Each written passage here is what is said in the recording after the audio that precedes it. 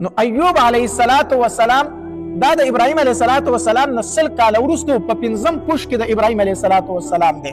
د مور نوم رحمت و او دا رحمت چې و دا د لوط علیه السلام لور وه. دا د هغه په لورګانو کې وه. دا ډېره وفاداره ښځه وه ددو. الله تبارک وتعالی ایوب علیه السلام باندې ډېر زیات نعمتونه کړي وو. هر قسمه نعمت الله تبارک وتعالی ایوب علیه السلام ته ورکړی وو. مال او اولاد او جیداد چې څو ډول الله ډېر زیات پرې وانه ورکړي وو.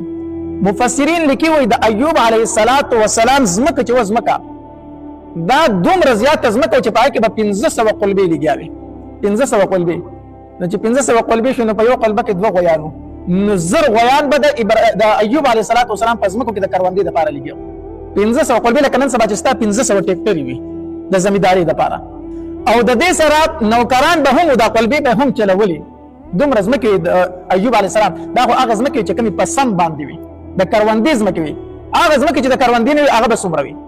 او دا ځمکې د شام په علاقه باندې وي. نن سبا چې کوم ځای کې بیت المقدس دی او څه علاقه د اسرائیلو په قبضه کې ده. اوس دغلته کې ایوب علیه السلام پاتې کېدو بیت المقدس کې. او اوس چې کومه علاقه د اسرائیلو په قبضه کې ده دا د ایوب علیه السلام د اوساني ځای دی. او ګړې او بیزې دا ورله الله تبارک وتعالی دومره زیاتې ورکړې وي چې مفسرین لیکي 2000 ګړې بیزې وي. تفسیر ماجدي دا وضاحت کړی دی. 2000 ګړې بیزې وي د ایوب علیه السلام. 3000 اوښان او 1500 خرو دا د ایوب علیه السلام مالیت. نو د دې سره به نوکران هم وکړه. دغرنګې د ایوب علیه السلام 2 زامنو او یو روایت کې راځي 2 لورګانې بل روایت کې راځي 3 لورګانې. دا د ایوب علیه السلام له الله تبارک وتعالی مال ورکړی مال.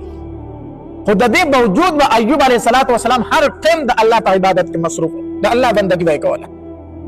ډېر زیات عبادت ګزاره ده. د به یو ټیم داسې نه تېرېده چې به د الله عبادت نه کوو. مونځ به ډېر زیات کوو.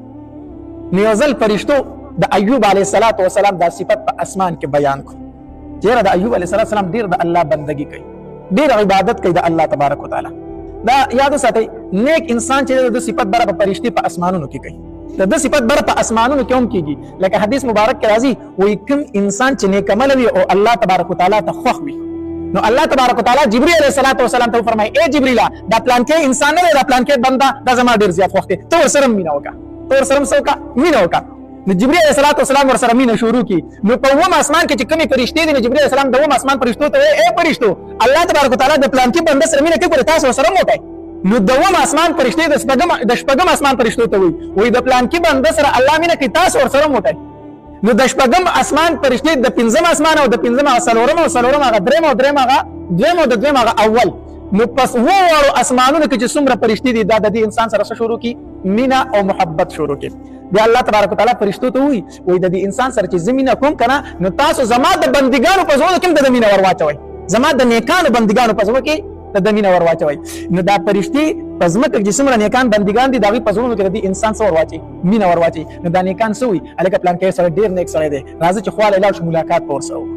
راځه چې خواله لاړ شو دعا به ترېنه واخلو. داسې کوي که نه کوي؟ د دې په زړونو کې دا محبت دا الله ور واچوي د دې نیک انسان.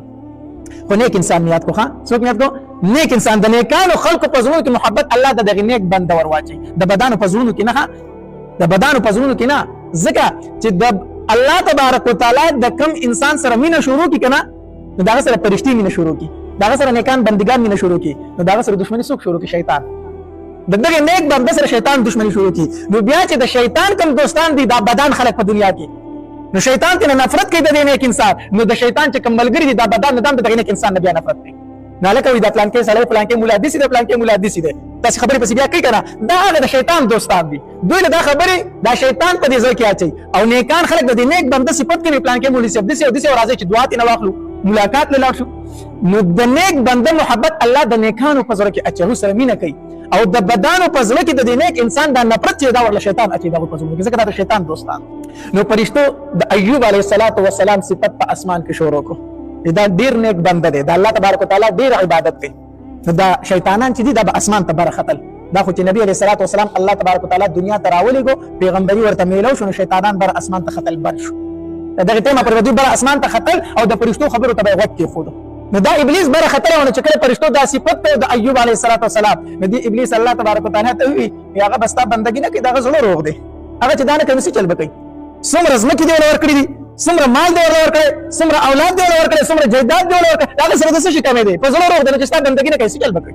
ته دې دا وایه ته دې بیا ستا بندګي وکړي، هغه څه ته ضرورت نشته چې ستا بندګي کوي. نو الله تبارک وتعالی ورته وفرمایل وی ازمیخ پې وکړم. ابلیس وی او ته پې ازمیخ وکړه، دی بیا داسې وکړي. وی ټیک شو، لاړ شه او د ده چې څومره ګډې او بیزي دي زه د هغې نه خپل حفاظت اوچتوم، خپل حفاظت یې اوچتوم، هغه ور لمړې کوم، هغه ور لمړې کوم، زه ته ول هغه مړې که دی بیا ستا بندګي وکړي.